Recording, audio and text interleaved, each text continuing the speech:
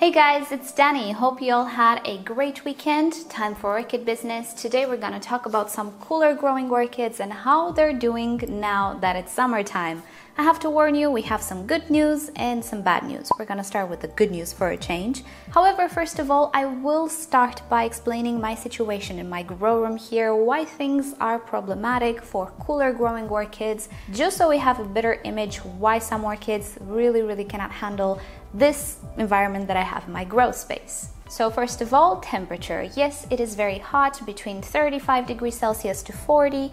You will have the equivalent in Fahrenheit on the screen. In the grow space, I do use an air conditioning unit. Right now, I'm keeping the temperature at 26-27 degrees Celsius, which is pretty great. It's not that hot.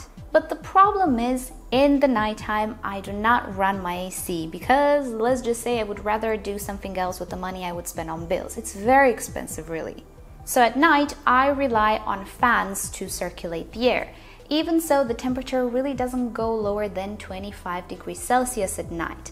And here is where the major problem with cooler growing orchids is. They would absolutely prefer to have, let's say, pretty high temperatures in the daytime, but very low temperatures in the nighttime, 20 degrees Celsius or less. This just doesn't happen normally in my grow space without me actually investing into a chiller unit or something of the sorts. So that is problem number one. Problem number two is the length of summertime. Typically, summer ends in September, October. Oh, not here. Summer ends in November. In November is when I first get temperatures under 20 degrees Celsius during nighttime. In the daytime, it's still pretty hot. So not only are nights pretty warm, but this whole clown fiesta usually lasts 6 months out of a year. So these orchids need to go through warmth for quite a lot of time. And obviously, not everybody likes this. So that would be problem number two. Problem number three, and actually there are two problems here, which I'll include in one subject. It doesn't really rain here in the summertime, so for 6 months out of the year, rain is super scarce, if at all. We were lucky to have rain once ever since summer started here, and it lasted 10 minutes, but that's about it. Hence, humidity is not helped by the rain. So sometimes humidity can actually go pretty low. Right now, I have a dry day, I have to say. Usually it's about 50%, but in the heat of the day, it drops. It gets pretty dry. So naturally in the grow space, I will not have 80% humidity. More humidity will help out a little bit because the rate of water loss will decrease with these orchids. And also, I believe that with high humidity and a lot of fans running, we can make evaporative cooling happen. But I cannot. So that would be the third problem. And again, this whole rain situation usually lasts until November, and then in the winter time, it's pretty much the rainy season here. So all of these features of my growing environment make life for cooler growing orchids pretty hard. So without my input, without humidifiers and other measures, I cannot really give these orchids what they would prefer. However, being that most of these orchids are hybrids, or at least they have been grown in captivity, let's put it like that, for many years, they are, let's say, more adapted to extremes than something that has always grown in the wild.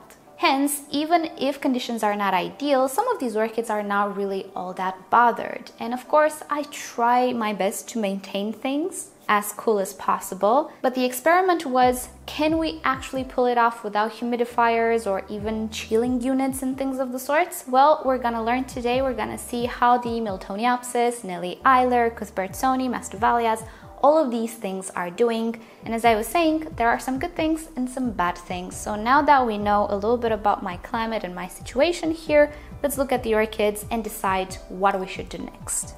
First off, let's start with the Nelly. Oh yes, she's in bloom. But just because she has bloom doesn't mean she's the happiest, healthiest orchid alive. No.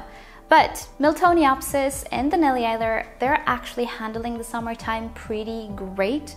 So I'm happy about that. This is the good news. The orchid herself, if we look at it, is still not completely, let's say, acclimated. She's not all that old in my collection. We do have quite a lot of root growth, in the pot here. You can see roots starting to grow from the bottom. I have her in full sphagnum moss. I might decide to change her into a combination. We'll see how it goes. But so far, it's acting pretty normal. Nelly Eilers do take a while to get adjusted to a new environment, to put out roots and so on and so forth. We can see a new growth here, which has a little bit of crinkling. Not severe, which is great, but it is to be expected. At this moment, it is actually transpiring quite a lot since it's so hot. But as we can see, things are now looking all that dire. Regarding the blooms, you might say, wait, hold on, this does not really look like a Nelly Eiler. Well, she's a bit of a color changer or a pattern changer, really. In the winter time, or actually in the cold season, she produces much redder flowers. While in the warmer season, she has a lot of tessellation. I do prefer the winter form more, and she's much happier in the winter, of course, but the summer blooms don't look half bad either. Now the thing is, this is a flower spike which arises from the pseudobulb which was in bloom. As you could see, the orchid is producing new growth. The older pseudobulb decided to put on a flower spike as well. I just let it be because the orchid does have roots. She is not 100%, as you could see. She is putting energy into the new growth and into the flowers, and now that I filmed it, I'm tempted to remove the flower spike and let her focus in the new growth. I do have another new growth here, I just saw it. So yeah, she is not extremely happy, but she's coping very well. And I believe that if I remove this flower spike, things will be even better. But it smells so nice.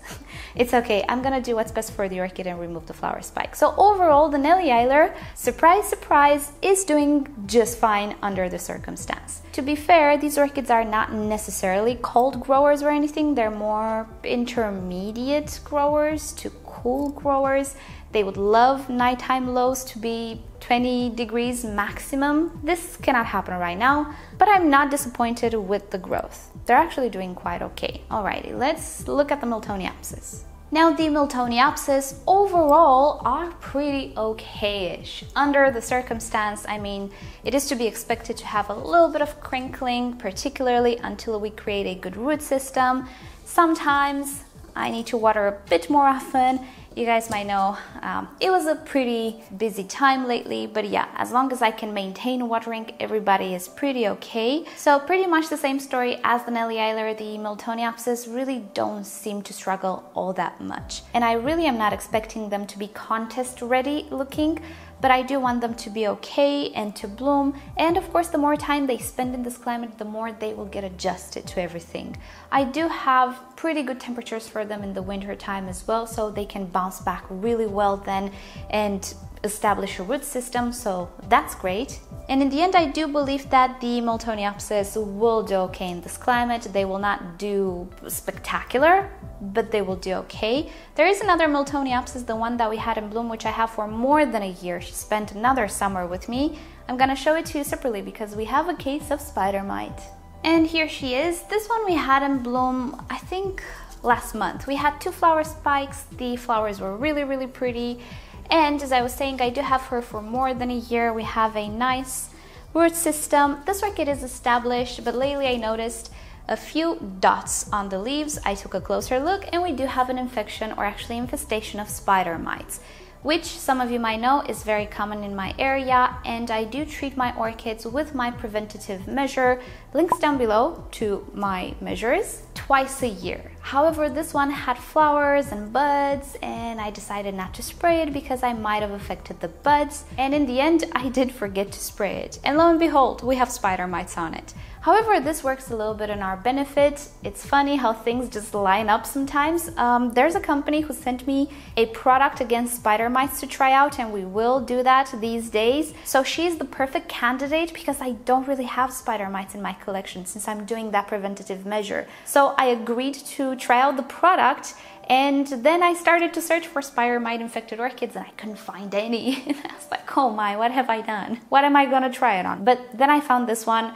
I did find some spider mites there. I found some mealybugs on an orchid as well. So we do have subjects to try the product on. It's really weird, right? That I'm happy I found infested orchids, right? yeah, the perks of having a YouTube channel. Sometimes you do want stuff to go wrong just so you try and resolve them and test things out. In the end, all for the greater good. So yeah, she's doing great. Root system is really nice on this orchid, but she has spider mites at the moment. She's separated and we're gonna try out a product, see how it does. Well, hopefully we're gonna try out the product. I will see the consistency, so stay tuned for that. One of these days I will upload that video. I need to try it over a period of a few days at least. Next up, the Dendrobium cuthbertsonii, be it hybrid or not, I'm not sure at this point. The source which sold me this Dendrobium recently had a pink variety as well, which I didn't get, but one of these days I want to. So maybe it is a pure cuthbertsonii, a different, let's say, variety. I'm not entirely sure. Bottom line, he is a rather cool growing orchid, not a hot growing one. And you've seen him in bloom for the past 5 or 6 What's in Bloom videos. He has been in bloom forever. And I still do have the initial flower, but I think we can see the first signs of fatigue. I'm not entirely sure if it's fatigue or stress due to the heat. Hold on. At this point, I'm not sure if this was the first flower or this one. Anyway, for the purpose of this video, I do see some signs of stress due to the heat, but on the flowers only. Do you see how the tips of the flowers are a little dried? That's definitely signs of too much heat, a little too much water lost. But the orchid herself is actually looking pretty great. Let me give you a big close-up here. Looking inside the pot, I do see roots, I do see new growth right here. So this orchid is not doing bad, and if I lift up the pot, we can see quite a lot of roots. So the root system is there, the foliage is there, doesn't look like it's suffering way too much, so I'm happy with this one. Definitely prefers lower temperatures, yes, but I don't think she's struggling all that badly. And that makes me really happy. Indeed, the flower show, you can see it's not the greatest. I have that damage there, but as long as it's just on the flowers, that's fine. Flowers are not a crucial component of the orchid. Definitely the orchid will be healthy without the flowers, so I don't mind. So at least from the cuthbertsonii, we do have good news. Miltoniopsis, Nelly, cuthbertsonii, we're doing great, yeah? Let me show you another great one. Here we have an Angraecum. This is the Angraecum germinyanum. Those of you who remember, you know that I purchased it by mistake. Whenever I'm thinking of buying orchids, I just put a whole lot of them in my shopping cart and then I research them and start to remove some. This guy was not removed from my cart. It's the first time that it happens, but it happens. And I wanted to remove him because he was a cooler grower. So I thought, why should I risk it? But hey, I got it in the end. Last year, I did the mistake of putting him in semi-hydro. Absolutely did not like it. None of my cool growers like semi-hydro in this climate. It's way too hot for that. They stay way too dry. So as you can see, the leaves tell a story. We had a lot of setback here once when I received it, and then it went okay, but then summer came, and then looky here again, we have a lot of setback, and this is all growth from this spring and summer actually, and you can see it got better and better, so that's great. Root wise, we do have roots as well, kind of invisible in this pot, but they're there. This orchid is getting hydrated and it's getting better and better. We can see a little bit of spotting on the leaves here and there. So again, not the happiest orchid, but she's been through a lot. And overall, she's doing okay under the circumstance. I don't believe she's suffering all that much due to the temperatures in my growth space. So he's okay, but now let's get to the bad news. Let's get to the actual cold growers. Yep, time for the Masdevallias, and things aren't pretty. This is actually the warmer growing out of the lot, the glandulosa. And well, there's not much to say, right? She's absolutely not doing okay. And it's really such a pity. We actually had her in bloom 2 months ago. 2 months ago, she was looking very nice. And this damage didn't really happen overnight, but it kind of did happen very fast. There was a barrier where temperatures just wouldn't go lower than, I don't know, 23, 24 degrees Celsius. That's when everything started to go downhill for the Masdevallias. And if this is the warmer growing one, you can imagine how the other ones look like. Well, let me show you.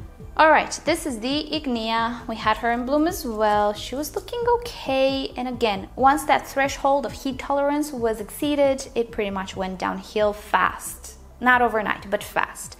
So the Ignea is not doing well at all, although there are roots. The roots are actually still okay. Well, they're not as healthy as they used to be actually now that I look at them, but they're still there. And there are two more that we're gonna look at. All right, this is the Coccinia. Same story as with the other ones. I have very, very poor new growth here. No point insisting. And the Masdevallia, which I have for a few years already, this is the one most adapted to this climate. She's been here for the past 3 summers and she pulled through, but she's not very, very happy in summertime. You can see that we do have damage, not as much as the other ones, but we do have damage. We also have some new growth. This orchid always suffers in the summertime and just flourishes back to life in the wintertime here for me. But still, it's not ideal. However, this one is more adapted than the other ones. You can see it is doing better. So what do we need to do from now on? Well, I will opt for plan B. I do have a humidifier and a few other things that I would like to try with these orchids. So I will make another update in a month or so and tell you more about what I want to do and how the orchids are dealing with the heat, if they're still around.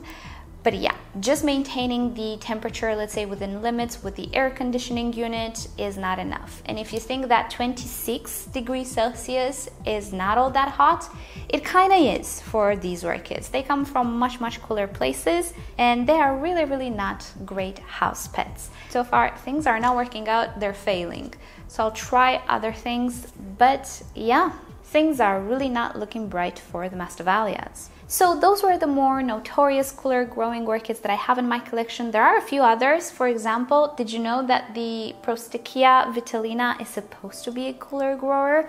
Yeah, I didn't know because it has always done okay for me and I've never met anybody complaining that the temperature is too high for the encyclia. Sure, she might not prefer the weather outside, but definitely she doesn't fuss about the conditions in the grow room. And like her, there are quite a few other orchids which are described as rather cooler or intermediate growing, which simply don't bat an eyelash. They're just growing as good in summer as they do in wintertime. Again, because the conditions in my grow room right now are actually intermediate to warm. Nighttime is an issue. That's where we separate the orchids pretty much, but those were the orchids which are more, let's say, notorious for liking things cooler. And it's weird because the Nelly and the Miltoniopsis are freely available in flower shops. Everybody could purchase them and everybody has issues, sadly, with them. Unless, you know, you have a naturally cooler environment. If you have warmer environments, you will have some issues. But for intermediate conditions, such as in my grow space, I think they can work very, very well. So alrighty guys, this has been the update on the cooler growers. Some things are okay, some things are not okay, just like it always is. We'll come back in about a month or so to see if the Masdevallias will pull through with the things that I want to try. And if they don't, I'll still make a video. So we'll see about it then. For now, thank you so much for watching. I hope this was interesting and you know the drill. Like or dislike this video below. Subscribe to my channel for regular orchid videos, tutorials, Q&As and other fun orchid subjects. And if you like to support the channel, do visit the description down. And if you like to support the channel, do consider visiting the merch store. We have limited edition stuff with the Nelly since we saw it today. And with that said, pro tip for you guys, if you intend to talk a lot, do not use water misters for the face which have sunscreen in them, because all of that sunscreen is now in my mouth. So I need to go wash, it tastes horrible. But yeah, those sprays, not a fan. I got a bottle to try it out. No, I'd rather just use sunscreen when I go out and not the spray. I thought it would be faster, but it gets everywhere. So yeah, pro tip, sun sprays, don't raise your hopes high. Maybe you like them, but maybe you won't. Okay, see you next time. Bye.